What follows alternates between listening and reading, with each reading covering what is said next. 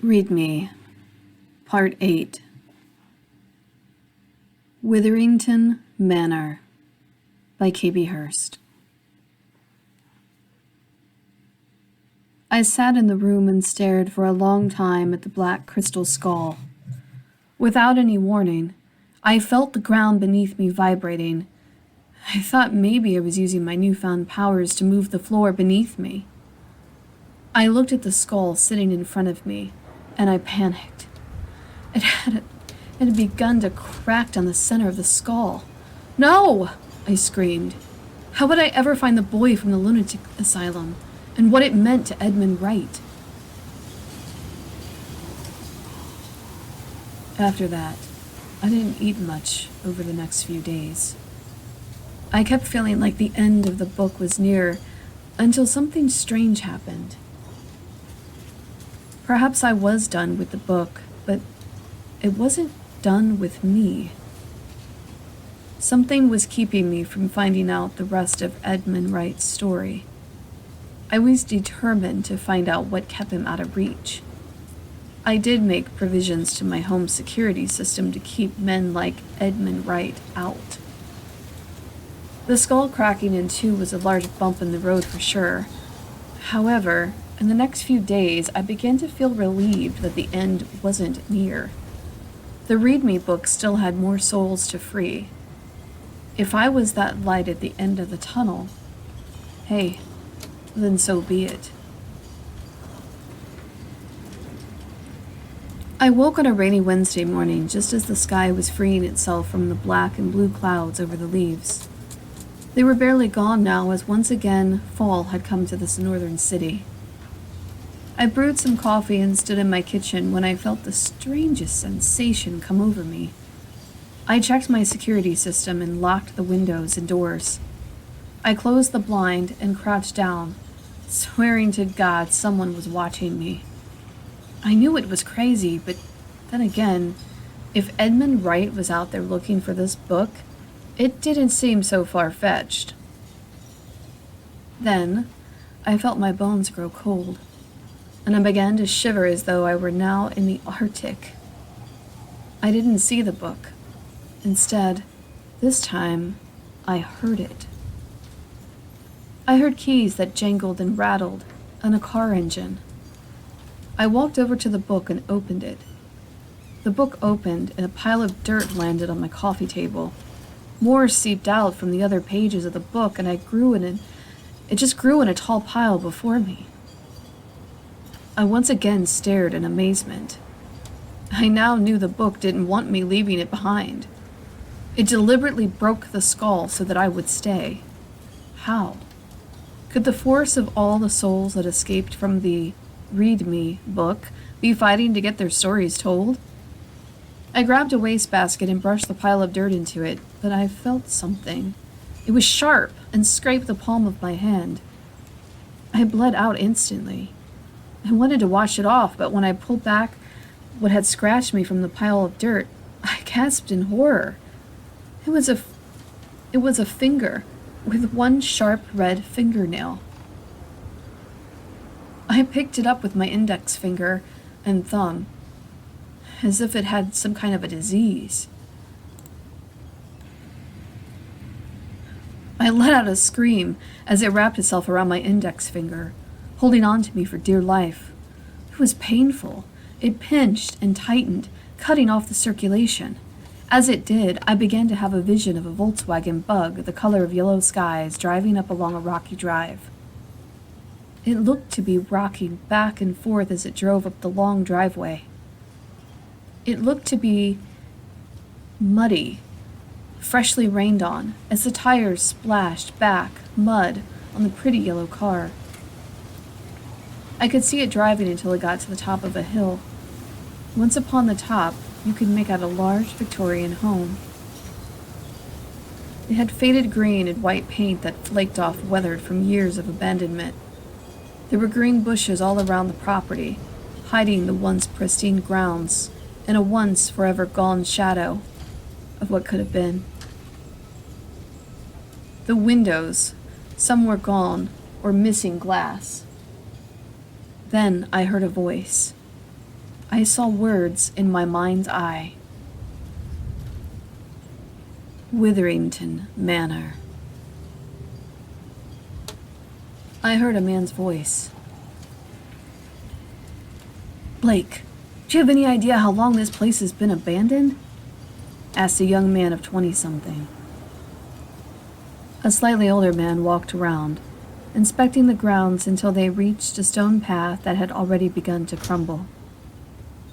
It led to an enormous veranda that, too, was made of stone.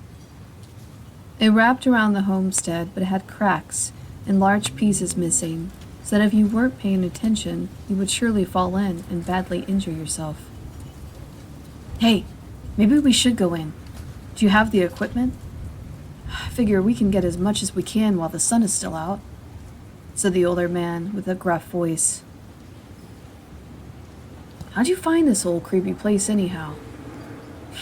I have my ways, the older man winked. Come on, we don't have much time. The two men walked up the door, but both men stopped abruptly. The younger of the two seemed very frightened, and he screamed in a high pitch. Shut up, Gavin! You want to call attention to the neighbors? But there's a hand attached to the door! A severed hand! The two men looked at the lacy sleeve that appeared to have been ripped away from a beautiful dress. A good part of the hand and arm were now hanging from the front door handle. Blake grabbed the hand with a chuckle and pulled it off the door.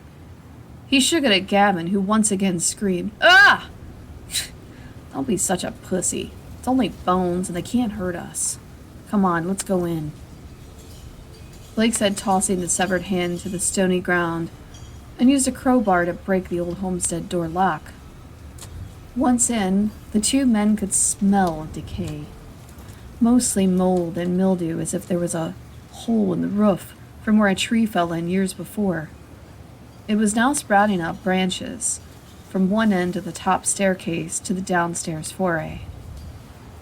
The two men could feel something in the air, and even as they approached the back end of the house, they didn't care about the home so much as they cared about the treasure they hoped to find under the house. The basement has to be around here somewhere. Old houses like this always have a shit ton of copper piping, Blake said, shining his flashlight around what used to be the kitchen. As they approached a door inside the kitchen, they knew it led to the basement. Blake opened the door, and it was stuck. The moisture in the air worked like glue, keeping it tight like a cork in a bottle of champagne. No matter how hard Blake tugged and tugged, he could not get the door to budge. Use the crowbar, Gavin said. Blake took out the crowbar and tried, but it still would not budge. As they were caught up in the moment, they heard a woman yell, Hey! Both men turned and looked at one another. Did you hear that? Gavin asked Blake. His face was pale, even in the dark. It's probably one of the neighbors. No one's lived here for years, he said, continuing his assault on the basement door. As Blake pulled, all of a sudden, the basement door popped open on its own. It caused Blake to fall back, nearly knocking Gavin over like some sort of episode of the Three Stooges. Both men shivered as a cold, blue, black light shone up from the basement. It was cold as a freezer, and the light seemed to come from the darkest spot in the basement. The two men followed the old wooden staircase down into the cellar, ensuring they were careful not to fall. When both men got to the bottom, they realized that the light from the blue stained glass windows was covering every window in the basement. The light from outside caused the sun to create a black light effect. It would have been cool if the men had been in the mood to care, but all the two men cared about was looting the old copper and anything else they could find of value. As they meandered around the cold concrete floor, they didn't find much value. There were some old empty bottles, milk can, a toy horse, and some strange jars with rotten fruit inside of them.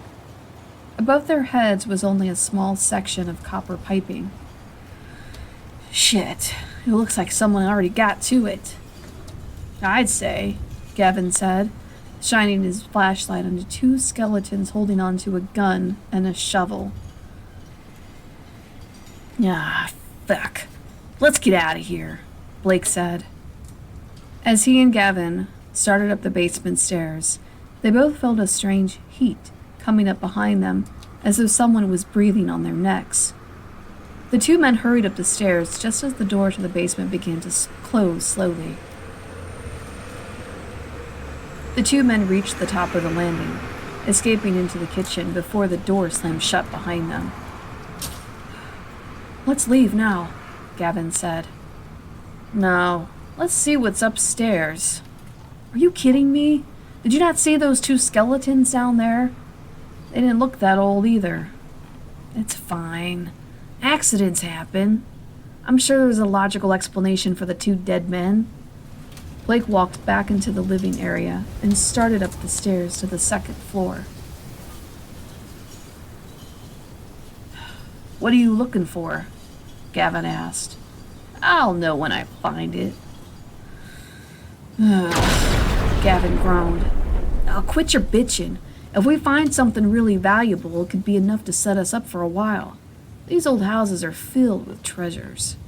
If you say so, was Gavin's uncertain response. They strolled up the old rotten staircase, and the sunlight had begun to dim. Blake was unfazed, as he had done many treasure hunting in his day.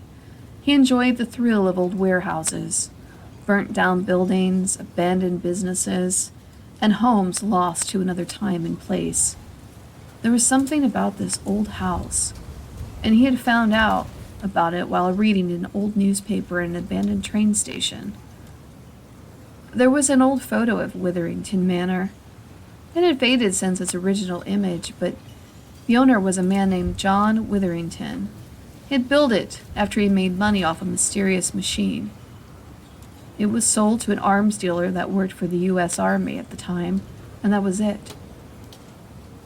Nothing was known about him except he had only lived in the old manor for a few years before dying of the Spanish flu.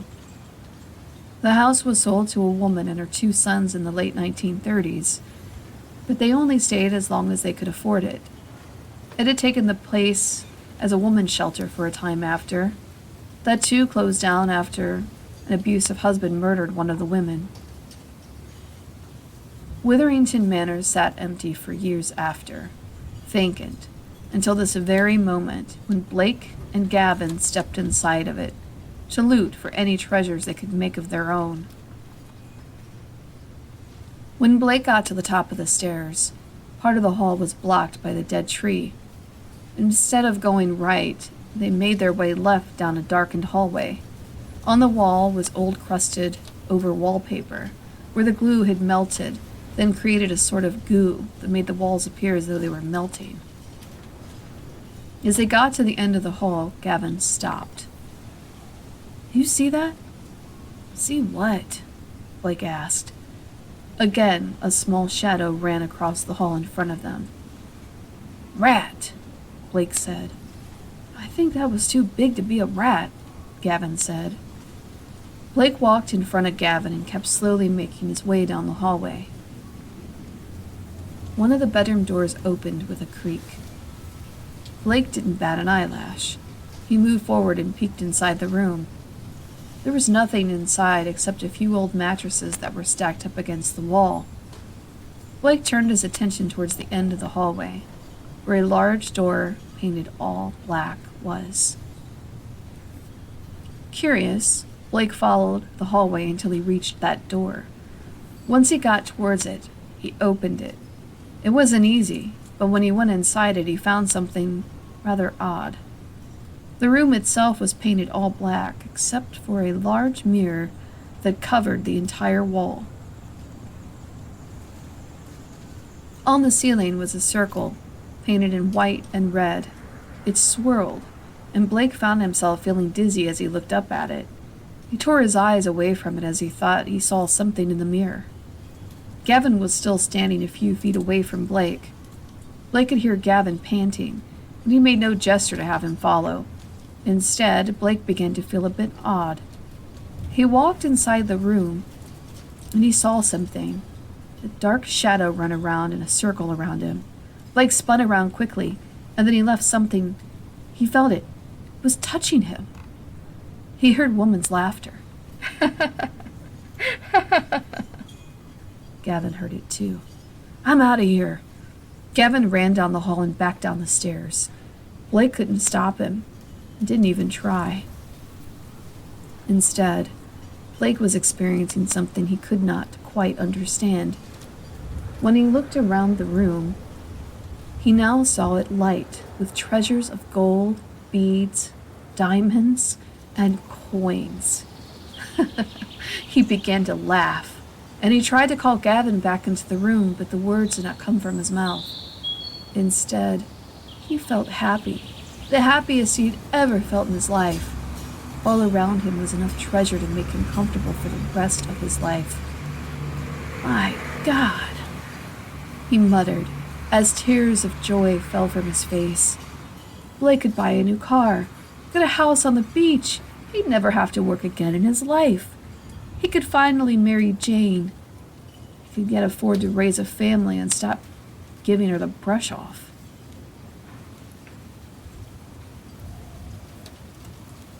Gavin had reached the bottom of the stairs, but he stopped.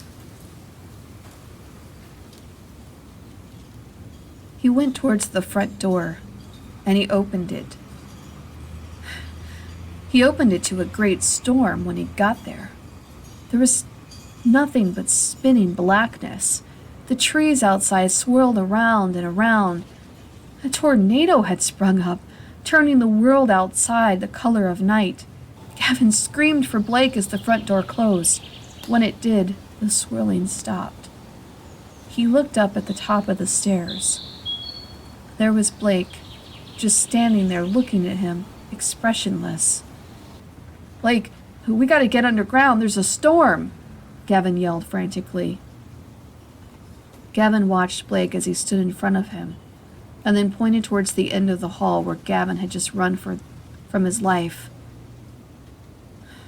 "No, we can't go back there. We gotta get to safety." Gavin was startled by a tree branch that hit the front of the parlor window. Gavin ran up the stairs towards Blake, and when he grabbed his arm, it turned into beetles. Hundreds and thousands fell to the ground, running towards Gavin. They were so tiny, but mighty as their pinchers ran towards Gavin's pale skin, sinking inside of it. Gavin screamed in agony as each beetle devoured the flesh from his body, leaving nothing except a skeleton. They continued their assault back up the stairs, in a large swarm of black. Their terrifying whispers made the sound of human voices as they made their decision with glee. Meanwhile, Blake hugged his treasures, kissing every one of them. He grinned from ear to ear with so much happiness, unaware of what had just happened to Gavin. Blake was still fantasizing about what he planned to do with his newfound fortune when he made the mistake of looking into the mirror on the wall.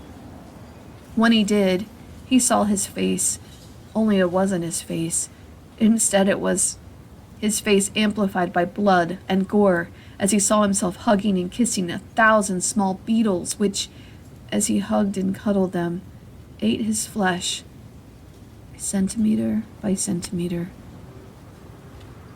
Blake looked demonic as his smile turned to anger when he realized what was happening. The feeling of euphoria had led him to their lair. That was how they found their prey. Blake watched his face disappearing, and then just as the last of his mind and body disappeared, he looked upon the floor around him.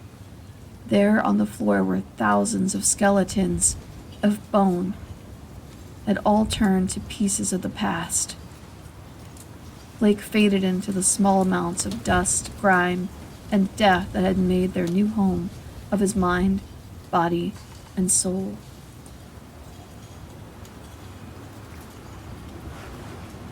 I looked at the finger that clasps around my tiny finger, and a small beetle made its way inside of my hand. It stung, but as it made its way inside, I had a newfound knowledge about humankind, one I had never known before. I had a sense of empathy and an uncanny ability to sense the presence of evil. This gift was indeed what I had needed to find my way through the rest of the book, and if I played my cards right, to figure out the mysterious Edmund Wright.